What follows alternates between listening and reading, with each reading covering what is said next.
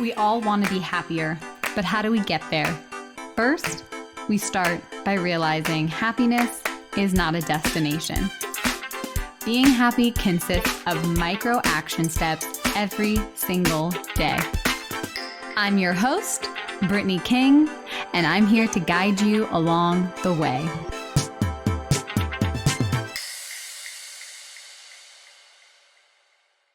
Hello, my friends, and welcome back to the Positively Real podcast. I just love it when I have coaches on the show with me, and I have a very special guest joining me to talk about all things imposter syndrome and self-sabotage, two of my favorite topics that I love to go deep about, and I love having these conversations as well. So I have Kamini Woods, a certified life coach who also helps high achievers heal relationships with themselves, the most important relationship. So she helps take courageous steps in identifying limiting beliefs, find the reasons for stagnation, overcome self-doubt in order to live a fulfilling professional and personal life. So welcome to the show, my friend. Thank you for having me. I'm so glad that you're here. So why don't you give a little background on what you do, how you got into this, and then we'll dive in. Well, sure. Let me start with the personal stuff. So I am actually mom to 5. My oldest is going to be 23 in August, and my youngest turns 11 in a couple weeks. Oh, So I have a range in between there. And I share wow. that because that personal part of my journey or what I do personally has such a play on how I ended up where I am. So Amazing. originally I was in the business world. Project manager of a .com, rose kind of that ladder, so to speak, ran the project management office. And in that role, what I kept being drawn to were the people and the people management. It was more about how can I lead individuals and understand what it was that they needed in order to be successful. And from that role, once the .com industry kind of went through its little bubble burst, I ended up running a law practice, but still found myself in the same dynamic where I was really into helping understand what people needed, whether it was with the clients or the individuals working at the firm, was what did they need in order to move themselves forward. So that was happening professionally, but then at the same time, as I mentioned, mom to 5. So during all of that time, kids were ranging. The older ones were entering the preteen teen stage, and I was starting to notice their own people pleasing, type A perfectionist tendencies rise to the top. And as I was noticing how they were showing up in dynamic with other people, recognized that there was a lot of me being mirrored back. And Mm. it was through them that I was able to recognize that I needed to do some self work to figure out what was happening for me, where I was showing up in such a way that this was the model that I was giving my kiddos. And so I did go through my own self transformation journey of recognizing that there had been years where I was spending time people pleasing, and I definitely was a perfectionist, started from when I was little.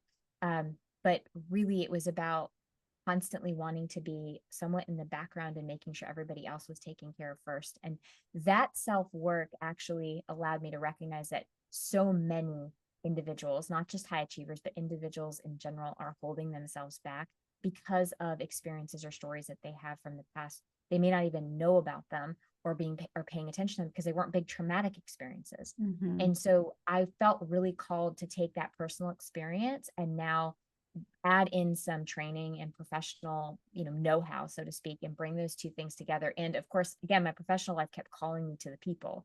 So I Mm. brought all those things together on this journey. I would say it's been about 7 years at this point that I've been running my one-to-one practice, where I am just working with individuals on helping them understand themselves better so that they can lead the life that they truly want. Again, whether it's personally or professionally. Oh, wow. There's so many different parts of your story and your why that completely resonate with me. And also just seeing those tendencies in our kids, they tend to be our biggest mirrors and also our best teachers. Absolutely. I absolutely concur with that. Yeah. And I also saw that you do conscious parenting as well. Mhm. Mhm. Yeah. Yes. So being able to take that pause and reflect and have the self-awareness kind of opened up this whole world for you. Oh, definitely. I mean, had I not done that, I definitely know that I was gonna mean, my oldest teases me and says, you're a completely different parent to my youngest sibling. And it's Mm-hmm. because in between there was that pause and that recognition of my own stories and what I was projecting out because I Mm-hmm. hadn't dealt with my own stuff. And now I'm showing up completely different. So yes, I'm parenting her differently, but it's because I'm showing up differently. And Mm-hmm. I'm able to notice when maybe my own fears are running the show or my own emotions are running the show, and I can dial it back to check in with self, recenter, recalibrate, and then have the conversation with my child.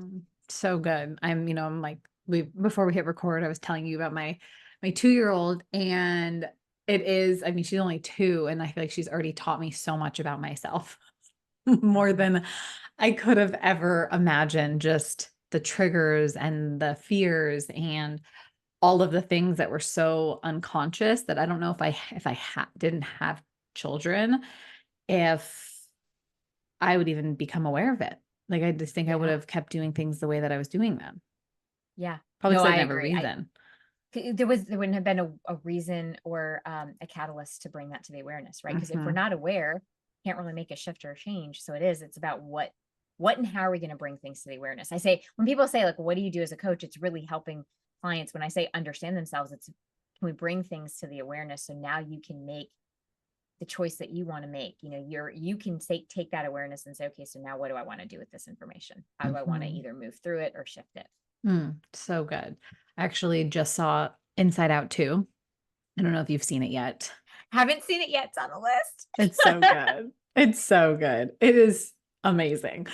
But it's about like the teenage years, right? And Riley, the main character, goes through puberty. And it's like the beginning scenes is Joy taking unfavorable moments, right? Painful moments, and literally like taking the memory and putting it in this catapult that like sends it to the back of the mind, which is like, Uh-huh.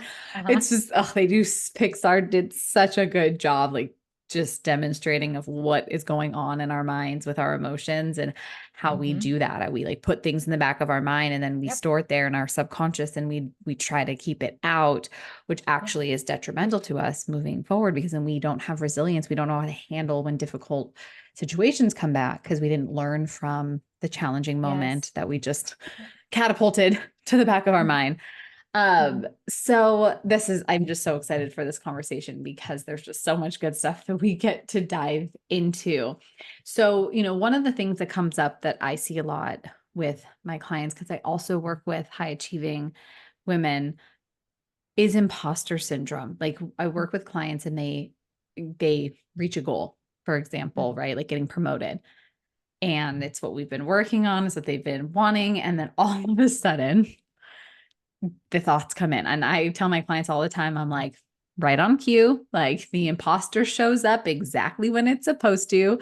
Self-doubt shows up to the party, but it's like, I'm not cut out for this. They're going to find me out. And so then there's just like driven by fear. So I want to talk to you about how you address imposter syndrome in your one-to-one coaching practice and work through it with your clients. Yeah, and you're spot on with that. I think, we have these goals and we get to the goal and then all of a sudden we're there and it's like, oh, it was a fluke. Mhm. They don't really know. Once they find out, I'm going to lose this job. For me, and when I'm working with my clients, again, going back to that concept of awareness, it is about tracing back and understanding where some of that might have originated from, because that most often when we look at imposter syndrome, it boils down to either a belief of not being good enough or Mhm. not being deserving of the thing that we've just achieved. Mhm. And so it is about kind of doing that inner work to say, okay, when was the first time that I may have experienced a similar feeling or thought of not being good enough? Because that's really the limiting belief that's running the show behind the scenes. Mm. And then it is about doing this work to recognize that you're at this current age now. You're no longer at that age.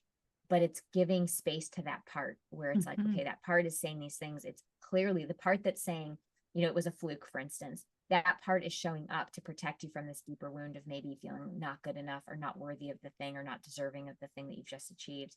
And so when we can make room for that part instead of being hypercritical about it, but again, coming from this place of compassion and curiosity of like, oh, that's interesting. Why would this part be showing up? Understanding that it's trying to protect. And then we start working with that part saying, that's not really, I don't need that part anymore. That part served its purpose when I was at whatever age I was. But at this current stage, I don't actually need to doubt, because clearly here's the truth. I've done Mhm. A, B, C, and D to get here. That's what I actually know is true. I also know what's true about me is when I don't know something, I have shown up every single time and figured out how and what I needed to learn in order to fulfill whatever goal was in front of me. We go through the truths. And so now we take this current stage of life and we say, okay, while we recognize that part's trying to protect, it doesn't really serve us anymore. It actually holds us back. And we make room for this other part that knows this truth about ourselves. And Mhm. we work with that. So it's less about pushing away the imposter syndrome. It's more about getting curious about it and Mhm. bringing it's the way I work with anxiety too. It's, I know so many people are like, let's get rid of the anxiety. But if we try to push it away, we're just suppressing it. We're not actually working through it. And Mhm. instead, if we go towards it and make room for it and understand what it's showing up for, and most often anxiety as an example is really just there's a sense of the challenge is greater than my capacity. When we Mhm. recognize that, make room for that, now we can recognize, okay, well, what do I need to do to raise my capacity here? What do I need to do to raise my belief in self? Because as we raise that, the challenge and the capacity actually are even, and we find ourselves moving through it, and we're no longer anxious about whatever's in front of us. Mm, so good. And it's so funny because that's the new character. That's the new character and emotion in Inside Out is anxiety. Anxiety. And what you just described is like the whole plot of the movie, essentially. But it's like, there's the realization of like the anxiety is not gonna, you can't get rid of it. And it's so often there to distract us from the other emotions that are happening inside of our body. But then like going towards it and figuring out like what's going on. I love how you said, like, how do I raise my capacity, my self concept, my belief in myself to kind of match that? That's a beautiful way to approach it. So, with that, what do you have a process that you walk your clients through? Because hearing you talk about the like different parts of yourself and then protecting, I love that because it's not your whole self, right? There's a part of you that knows that you're capable, has all the evidence. And when you're in your conscious mind, you can like find that evidence. But when you're not, then it feels really scary. It feels there's a lot of self-doubt, a lot of negative self-talk. So what do you do if you're working with a client and they are experiencing imposter syndrome? What is the first step? Hmm, that's such a great question. I would love to say that it's the same exact process with every single person, but I really treat every single person as they are in front of me, because it's going to appear differently for different people. But Mhm. if I were to say, just boil it down to how I approach it, I've kind of created my own modality, mixing a bit of internal family systems along with acceptance and commitment based coaching, and then CBT, right? So its own nice mixture that I approach it with. But for me, it is about starting with understanding the part that's showing up first, understanding like, what is this part even? Why is it even here? Like, what's its purpose? Because if we can give room for its intention without judgment, but with curiosity, it's like, what's it trying to protect me from, or what's its Mm. especially with imposter syndrome, because I know I've faced it myself. I will ask that question, like, okay, what's this intention for showing up and telling me that I'm not capable of doing this, or that I'm not deserving of being in this role? Mm. And once we're able to name that, it leaves room to then utilize things like values and what my character strengths are and what I know to be true about myself, and bring them into the conversation so that we can then break down that limiting belief into the truths about self. So oftentimes when we're stuck in the imposter syndrome, we're forgetting other truths about ourselves. We're forgetting some of those character strengths. And I'm not saying strengths as in like, I'm a really good organizer, which are great. I'm talking about character strengths, which is like, for instance, perseverance and bravery Mm. and humility and forgiveness, and all of those lovely character strengths that are really aligned with values. Those are the things that are actually true about who you are as a person. Mm. Imposter syndrome is really focused on the what. And so I take clients back into the who, because Mm. when we reconnect with the who we are, the what naturally happens, Mm. if that I makes love sense. that. Yeah, totally. And I love that like shifting from the what to the who because I approach a lot of like with self-concept instead of the how, because I think that's what often comes up is a Yep. lot of high achievers don't like to take steps forward because they need to know exactly how How. to get Yep. there, and they wanna know all of the steps and make sure it's certain that it's gonna work out in the end. And so shifting, I love that concept of like the what, like shifting from what to who or from how to who. And it always comes back to like who you are at your core and like who do you want to be and who do you want to become. I love that approach. That's beautiful. So, with imposter syndrome, like there are different flavors of it for sure. I mean, and like you said, they really do come down to that I'm not worthy or deserving or I'm not good enough. Like that is like such a, especially in women. I know it shows up for men too, but I see it very much in so many of the clients, and not just my clients, but friends and family, of just like, I am not enough. But then there's also the like, I'm not doing enough. So where do you think that this core wound of enoughness comes from? Oh, such a great question. I personally think it comes from experiences or messages that we receive when we're younger. I think so much, we're assimilating so much information between the ages of 0 to 7. Mhm. And I often say that you do not have to have a big traumatic experience for that not enoughness to happen. It could be as simple as conversation between yourself and a peer, for instance. Like, when you get to that age of 6 or 7, you're now in elementary school and you realize you're somebody outside of just being an extension of your parents, for instance, and you're Mhm. trying to figure out who you are. It's so, I mean, I can share from my own personal experience. I grew up in a predominantly white town, went to school, and here I am at 5 years old, and I can now notice, like, wow, I have a totally different name than everybody, and I'm a lot darker than everybody here. Oh Mhm. my gosh, I don't really fit in here. Mhm. And I will say, like, my people pleasing definitely started there because there was a sense of not enoughness. And I needed to find a way that I could be enough and be accepted and to find that sense of belonging. So if everybody was quote unquote happy with me, or I was doing enough to please them so that they were okay with me, then there was that belief that now I'm enough. But so for me, when I'm working with clients, I don't say that they're I'm not talking about big traumas. It's just experiences that we've had. We make them mean something. And Mhm. it doesn't have to only be from 0 to 7. Some of us have it in our teenage years. Some of us have it even in our later lives. We could be going along and maybe we end up in a relationship that's not the healthiest, and suddenly we're feeling not enough or not good enough because somehow we ended up in a dynamic where the message we're receiving on a daily basis is, whatever we do, this happens a lot with my clients. I find a lot of high achievers end up in some dynamics that are not the best because sometimes boundaries are difficult to set, and so Mhm. they constantly are jumping through a hoop, and then that hoop gets moved, right? Then they have to jump again and again, and they start assimilating, well, whatever I do is not enough. And so the story can come from there as well. So oftentimes it's going to be from some experience or some message we've had, but it has been internalized and we've made it mean something deeper. Hmm. Yeah, it's so true. I think it is like we think about these beliefs often coming from big traumas in our life, but I think it's the little things that we don't even realize that are so sneaky and insidious, Mhm. where you can look at your life and be like, I haven't had any like traumatic experience yet.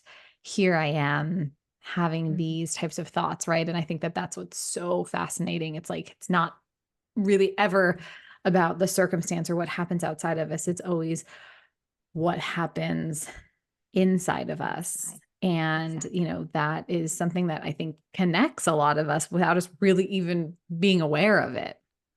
Yeah, yeah, because we all are dealing with that. Mhm. I think, and that's the thing that I usually will say too. It's less about pathologizing and it's about giving space to understand what's going on, because to your point, so many of us are experiencing something like this, and it Mhm. really is because we all as human beings are going to make things mean something, and we're going Yeah. to internalize it, and we're going to make it mean something based on our own perception, our own reality, that in the way that we've experienced something, and it's making room for that.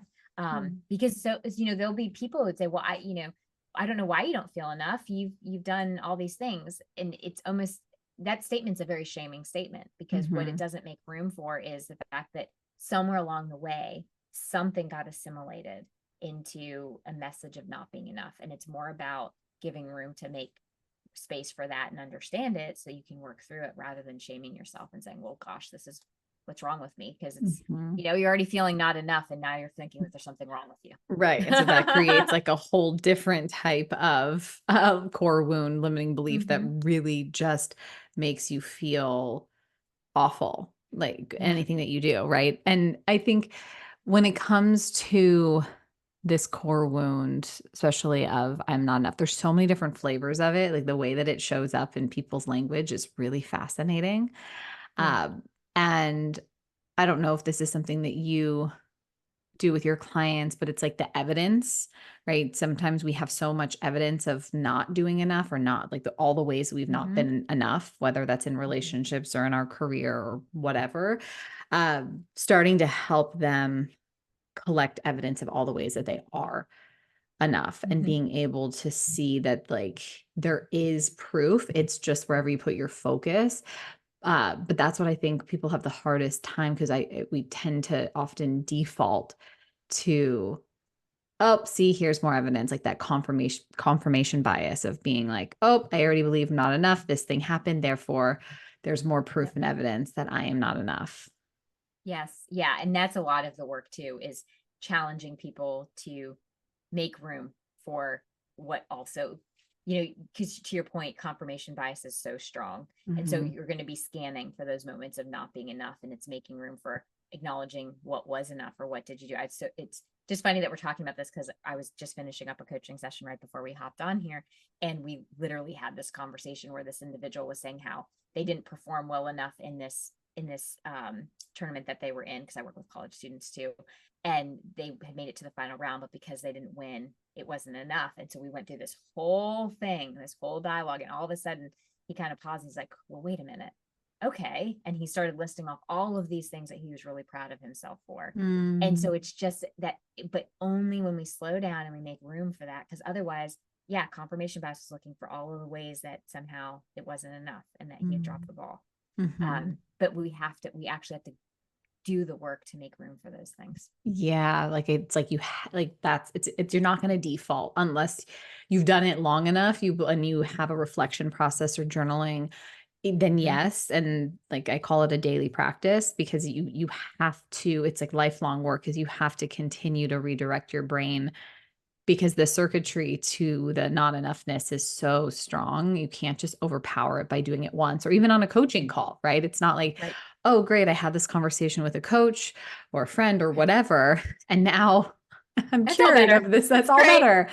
And you just, it's impossible because it's the circuitry. It's how, it's like the grooves in our brain. It's like been so repetitive for so long that it's strong, and it doesn't mean it's impossible to rewire it and create a new circuitry, but it does require that like space to do it. Yes. Yeah. I'm honest with people whenever they reach out to work together. It's, they want the quick fix. I'm like, Mhm. I wish, right? But it's about remembering that it took years to be ingrained in one particular way. And what we're doing Mhm. is making room for us to rewire and to build the new neural pathways and the ways that you see things. And how, I mean, even my own self with my gratitude practice, it is years in the making, where Mhm. it's just day in and day out. It's what's the one right thing here? What's the blessing today? And as you continually do that, you're building that muscle. Then it becomes, even in the most challenging moments, you can still see a sliver of like, hey, this is actually okay. And you Mhm. can utilize that sliver of, hey, this is actually okay, to continue to build on, to move your way through whatever the challenge is that's in front of you. Yeah, I love that because it is true. It's like being able to stick with something, then you have access to it in those difficult moments where it's like the strong belief of I'm not good enough might show up. But then Mm-hmm. because you've been strengthening this other neural pathway, it's kind of met with the new thought or the new belief. And that takes time. It takes time for sure. And I see it like even in my own life of just becoming a new mom and thinking like, "Oh, I've worked on this. I'm not I'm not good enough," belief, and then becoming a mom and it's like a whole different world of not being good enough. I'm like, I have never faced this not good enough before. This is a new level of I'm not good enough. And it's so sneaky. And that's what I think people forget is like we work on something and we're like, no, we're good there. And it's like maybe in like one circumstance or one area, but another circumstance or a new circumstance is going to present itself. And that's when it's going to show up. The difference is you start to understand the process and the skill set it requires to start Yes. working on that new belief. Like I think that's the benefit of it's like the work just continues to work for you as long as you keep doing it. Mm-hmm. Absolutely. It's the new layer. And Yeah, here's the thing. I think people do get frustrated with that. And it's just, to me, it's about recognizing the new level indicates that you're growing and evolving, right. Yeah, right? It's just because if we didn't get to that new level, it means that you're stagnant. right. Right. And so it's just like, hooray, Yeah. congratulations, Hooray you're at that new level. It feels for this. awful, but this is what you wanted, or else you would feel miserable, feeling stuck and stagnant. Because that's Right. specifically high achievers. Like they can't, like Yes. They that's can't that's the stay. thing. They They can't stay can't put. stay. But then Hmm. they also don't want to change and grow. So it's like it's such a conundrum and such an interesting dynamic. Um, because that's, we want to grow but we also want to stay the same, but we can't technically have both. It's like you're either growing or you're declining at that point. So, oh, so good. So I want to talk about how self-sabotage plays into this because Mm. I noticed this with myself and hitting an upper limit in my life and my career and my business, making money, more money than I had ever thought was possible, especially after like going through some like terrible um, bosses and things that happened in my early 20s that like kind of told me how much money I could make. And then once I started making more than that, it was like self-sabotage city, left and right. And I hit that upper limit. So how does this play into imposter syndrome? Yeah. So oftentimes with self-sabotage, it is a way that we try to protect ourselves Hmm. from that inevitable, we believe like the inevitable other shoe dropping. Hmm. And it plays with imposter syndrome because really what's operating behind the scenes is this belief that I either, again, don't deserve this, it happened by an accident. So there's that starts off kind of the train, right? That's the beginning of the train. And then what follows it is, well, I don't, the other shoe's going to drop at some point and I need to protect myself. So Hmm. self-sabotage comes into it when we're trying to control the fallout.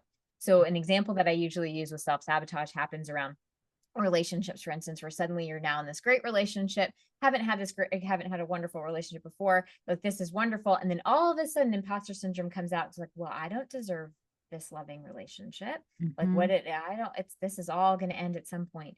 And so then you end up doing something that potentially ends the relationship. You self-sabotage a relationship. It's because there's this part of us that says, well, I need to protect from the inevitable fallout.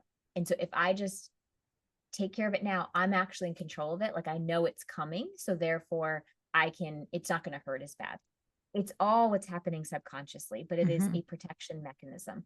And the Hmm. way that when imposter syndrome pops up, we have to be really aware that self-sabotage is probably close behind, Hmm. because oftentimes if we don't believe that we deserve something or that we are there because we earned it, we're going to somehow start taking action that kind of self fulfills that prophecy of like waiting for the other shoe to drop. And Hmm. instead, it's work on the imposter syndrome so that we can stave off the self sabotage part of it. So I love that. Like I can even like visualize it. Maybe because I just saw Inside Out.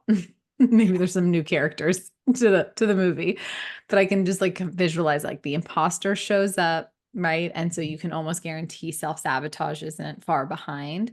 And and I've noticed because I also agree like self-sabotage is a form of self-protection. It's trying to keep you safe from this new level, a new place that you've never been before. So it feels a little scary. It feels uneasy. Waiting for the next shoe to drop, I do find that like in my own life at least was a trauma or is um a trauma response, like just being hyper vigilant, that Mm-hmm. like feeling of things, everything is way too good to be true. So Mm-hmm. something terrible must happen. But you were saying that it doesn't necessarily always come from a big trauma, Right, correct? right. Yes. I mean, that's why I say the work of looking back at past experiences is so important, Mm-hmm. because the other shoe to drop could be something as simple as, you were in school at one point and maybe you had earned, I don't know, you somehow earned um, the presidentship of like student council, but then something happened and you couldn't fulfill it, and the other shoe dropped. And so that experience could be a huge, like it was a huge win and then a huge disappointment. And that could Mm-hmm. create a belief around, when I'm really excited about something bad's going to happen, or something will take this away from me, or I didn't Mm-hmm. deserve to earn that spot in the first place. It happens in athletics routinely. I know my oldest son plays collegiate sports, and I remember him being in high school, and you work your way up, but then there was always this fear that like I made my way to the like one of the stars of the team, and then it becomes this fear of like, maybe I didn't earn it on my own. Maybe this just happened Mm-hmm. because I got again, a lucky. fluke. I just got lucky. I got X I number couldn't of have goals or done it whatever it without was. person. Yeah. Exactly, exactly. So like the whole time there's like this anxiety behind the scenes of it's going to be taken away from me. And there were moments where you could see him almost starting to self-sabotage, because that doubt was starting to creep in. It's like, well, I don't want somebody else to take this away from me, so maybe I'll just kind of not pay as much attention and you know just to handle it himself. And so we kind of we pattern interrupted it with him, and so eventually it worked its way out, because otherwise he wouldn't be playing collegiate sports, because Yeah. it happens Totally. routinely with athletes, with performers in school, at work, professionals. I'm working with doctors and even therapists who have their own moments of their own self-sabotage, where it's like, well, this is too good to be true. I've made my way to like one of the leading positions, for instance, in a practice, and total fear around it being taken away. And the work that we actually did was track it back to high school. Mm. And again, that awareness just allows room to take different action now. It's so good. So good. So what about, and I agree, it's like there is a specific instance and there's two questions that are going to go two different directions. So the first question that I want to ask is, what if someone like can't recall Mhm. the earliest memory of feeling that way? Like, how do you help them Yeah. access it? Yeah. So a lot that comes up a lot, because they're like, I just don't remember. Mhm. And so I will share that for me, a lot of it happens just in natural dialogue with the person. I'm like, okay, that's totally fine. And then we start talking about something else. And a lot of times we'll start tracing it back to something more recent. And then once you find that more recent moment, then you kind of trace it back a little bit more. And before we know it, all of a sudden they're recalling something from when they Mhm. were like, 13 years old or 10 years old. Mhm. But a lot of times it's not about the pressure of remembering the very first time. It's, what do you recall, or when have you had a similar experience or a similar feeling that's popped up? And I do a lot of somatic work too. So sometimes it's not even about what was the moment, but it's, when have you had that similar feeling within your body? Mhm. And well, first of all, it's, what does that feel like, really naming Mhm. it, and then finding a time when you had a similar experience where you felt that in your body. And that sometimes will help, because when we try to recall a previous memory, we get stuck in the cognitive space, and so Mhm. sometimes it's easier to go from the body's memory. So good. I love that because I've been using breath work to help my clients kind of do Mhm. the same thing. It's like it's not necessarily the memory, it's the feeling, and then the Feeling. memory kind of come like bubbles to the surface. It's like, oh, I haven't thought about that since I don't even know when. And Yes. oh, it's Yep. so powerful. You're just like, yeah, it's like when you give yourself that space and you can have that safe space to go there, then it really starts to unfold. And it's interesting to me when an event that they probably brushed aside and didn't think anything of it, they can actually pinpoint it and say, wow, that I didn't realize what an impact that had on me for the rest of my Mhm. life until, you know, they sit and actually can confront it. Yeah. Yeah.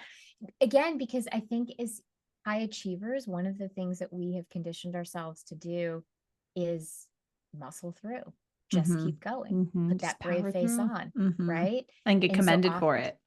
oh yeah, I mean, that's where so much of the affirmation comes from. And Hmm. so then that means we just do more of it. And Hmm. so it is about slowing down and just making room for, oh my gosh, like I didn't even realize that that experience had that much of an impact on me. Mhm. Because in that moment, it's recognizing, oh, I just powered right through that. Mhm. I just powered Yeah. right through that experience. So good. So I'm curious then, because you have 5 children, which is amazing. Um, and like part of your story was you recognizing the patterns in your oldest and being able to have that mirror reflecting back to you and it being very eye-opening. So how do you know, because you can do your best to make sure that you can, provide a childhood that there is not, I mean, hopefully, no trauma and that, you can teach them. I mean, ultimately for me, the goal is to teach my daughter how to be emotionally resilient and learn how to be with her emotions, welcome them all.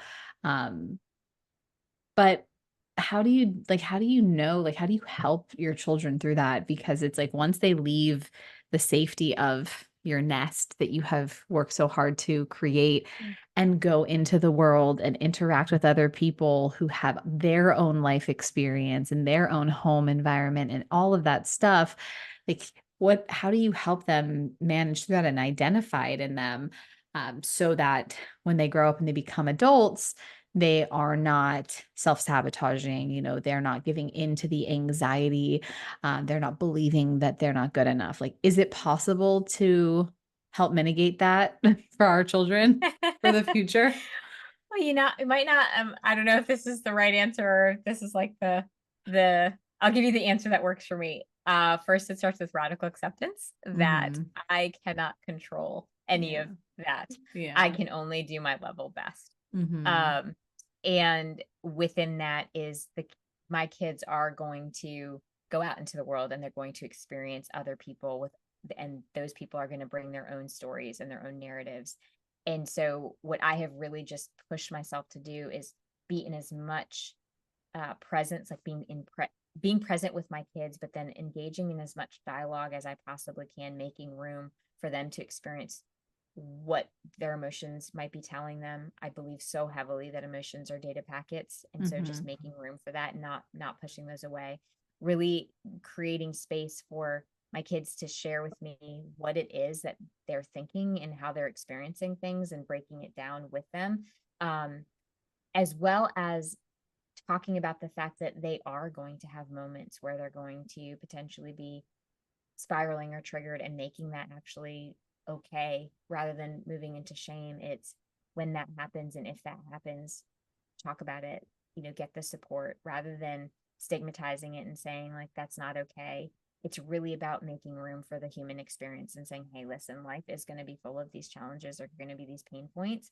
The choice that you have is to step out, grow through that pain rather than stay in suffering with it. And that's really what I've kind of honed in with in terms of how I talk to my kids, because they are kind of, the two older ones are pretty much out of the house. My third one's about to go off to college. Nerve wracking as all get out in terms of like, oh my gosh, you are going to be out in the world and you're going to have to experience all these things. And so that's why I say radical acceptance is part of it, is knowing that I cannot protect them from all of those things. But Mhm. what I can do is continue, even when they're outside of the nest, continue to show up in that dialogue with them and just really opening up that safe communication with them. I love that because it is so true. It's like that radical acceptance, like you cannot control, like there's so many things that happen that are so beyond our control, but being able to create that environment, it's like the practice in the nest so they can go out and like really, and I think a big part of it too. I mean, I'm not there yet. Daughter's only 2, but I think a big part of it is like trusting and knowing that like whatever happens, like they will be able to handle it based off of like what has been modeled in the home. But yeah, it's like seems like an impossible task to try to get ahead of that before it happens. And I'm curious with you, I mean, have you noticed, like, are your kids open to the work that you're doing, like having these conversations? Are they like, oh mom, like how do you address it with them? I'm so curious. Well, when they're going through something, one of the things that I really hold myself accountable for doing is saying, what do you need here? Do you need mom, or do you need more like coach style, like Mm-hmm. working through this? Because sometimes you just need mom, where you get to Mm-hmm. complain and just whine, and moms just are like, yes, that's really Mhm. tough, right? And Mhm. really acknowledging them. But they are so open to it. They have just, they have all reflected back to me about how it's nice to know that they can talk through these things, and they're able to work through them in a totally different way. And I'm not saying that they don't have like the teenage pressures and the peer pressures that pop up, but I have witnessed my kids sit with the discomfort of, for instance, FOMO, Mm. and be able to still make a choice that felt more aligned to their value system, even in the face of that discomfort. And I know that that wouldn't have happened if I hadn't started with my own self doing the work and then made it Mm. very normal for us to have those conversations in our house. Mm. I love that so much. I mean, I was just, as you were talking about that, what kept coming up for me is just like the modeling of it and being an example of it. And then that just being kind of a natural flow into your family and how they can sit with discomfort. Cause I mean, that's the thing. It's like actually being able to sit with the discomfort is something I know, like, I did not have modeled for me. I didn't Mm-hmm. learn that. Like, it was not, I would say, ever talked about, and so learning it as an adult is amazing, and I think, there is gonna be there is a generation that will be telling a different story, that they felt safe to sit with their emotions, they had it modeled for them, Yeah, and I think that's just, like, the most amazing thing that we can gift our children. definitely. Yeah, Definitely. and to be Having able to, that. like, to be a teenager, and I mean, FOMO, it's unprecedented. You have access to see what everybody's doing at all times, and Yes. it's tough to be like, to have that discomfort and to feel that way, even as an adult, like, to Right. be able to do that as a teenager is so powerful. Uh, I had another question, but I don't know where it went. It was related to that. It was just so good. There's a couple different things that you said that I was like, "Yes, I want to talk about that." But I mean, one of the things that we haven't talked about yet that it is related. Oh, I remember. One, it's that relationship with yourself. So you Mm-hmm. said if you hadn't have done the work on yourself, it would not have trickled into your family in the way that it has. Yeah. And Yeah. just not It just doing it, but like embodying it. Embodying it, right. And I say this with everybody, is the relationship with yourself is the most important relationship that you're going to have, because it's the Mhm. person you're going to spend the longest amount of time with in this lifespan. Mhm. But again, that foundation piece is not just for you, it's for the other people. And I say that because a lot of times people will feel that doing the self work or taking that time or investment for themselves could be construed as selfish, or it's not worth, they're not worth it. And it's really recognizing that that is going to pay dividends, not just for yourself, but for your family, loved ones, coworkers, friends. Mhm. It's because as you solidify that relationship, you're showing up differently with those people.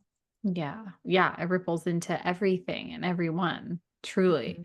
It's the Mhm. best gift you can give yourself. And it is true. It's like you spend the most time with yourself, so it's the most important relationship. And it's like, the way that you treat yourself, I think that often reflects how you treat others as well. Oh, Like yeah. Yeah. it's just a pure reflection.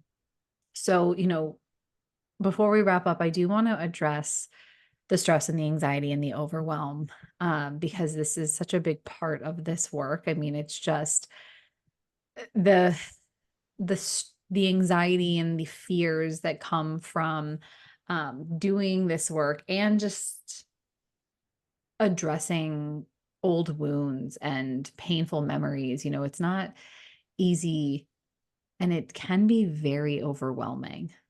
Yes. Yeah. Yeah.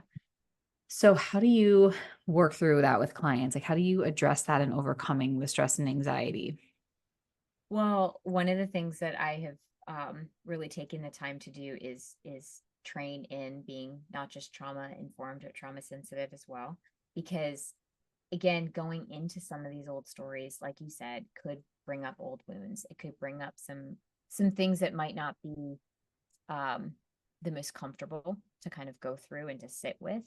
And so just making room for going into it slowly so that you're not re-traumatizing somebody, but Mhm. also reminding people that they don't have to rush into it. This isn't something that has to be done, yesterday. We're going to take steps through the process, and it's reminding yourself that small steps will compound to make the larger steps. And so if you're starting to feel overwhelmed, instead of just saying, oh, I'm overwhelmed, it's too much, it's get curious even with the overwhelm. What's the overwhelm saying? The overwhelm is saying this is too much, too fast. Okay, great. Now let's slow it down. Let's take it into smaller pieces, because the overwhelm, the stress, the anxiety, it's again all communicating to us. It's communicating that we're needing something, and it's about really naming that need and then making sure that we're sourcing that need. We're fulfilling what that need is. Especially when you're doing this work, it's really important to recognize that those are just indicators that there's some need that's not being met. So just taking the time to figuring out what that is. So good. So good. Oh, gosh, such a great conversation. Thank you so much for taking the time to chat with me. We could talk for hours, and like we could just keep going deep into this conversation. So where can people find you if they want to learn more, if they want to continue to learn from you? Yeah, I'm on the web at kaminiwood.com. And actually, if they hop over to the website, there is a free ebook that they can download on limiting beliefs. And then I am on Facebook and Instagram with the handle It's Authentic Me. Awesome. So good. So before we wrap up, if I was to ask your friends and family what your superpower is, what would they say? They would either say that I'm too nice. No, I'm just kidding. I actually believe that they would say it's my empathy, that I really do just really feel for other people, and Yeah. kind of a mix of empathy and humility kind of Yeah. interchanged. Yeah, Yeah. So good. And so would you say that like those are aligned with your values? 100%. Yeah. Absolutely. Yeah. Yeah. So good.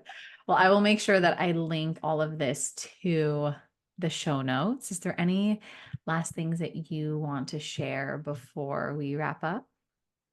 The only thing that I want to remind people of is just remember that your uniqueness is the gift the world needs. So it is about, when that imposter syndrome starts to creep in, you're exactly where you need to be. And it's just Mhm. really owning that space. Yeah, it's like I love that so much because it's so true. It's like when that shows up, it's like actually, it's not a sign that you shouldn't be doing something. It's actually a sign that you're on the right path. It's Exactly. so powerful. Well, thank you so much for your time, for your wisdom. This was incredible. I'm looking forward to staying connected and continuing to learn from you. Same. Thank you.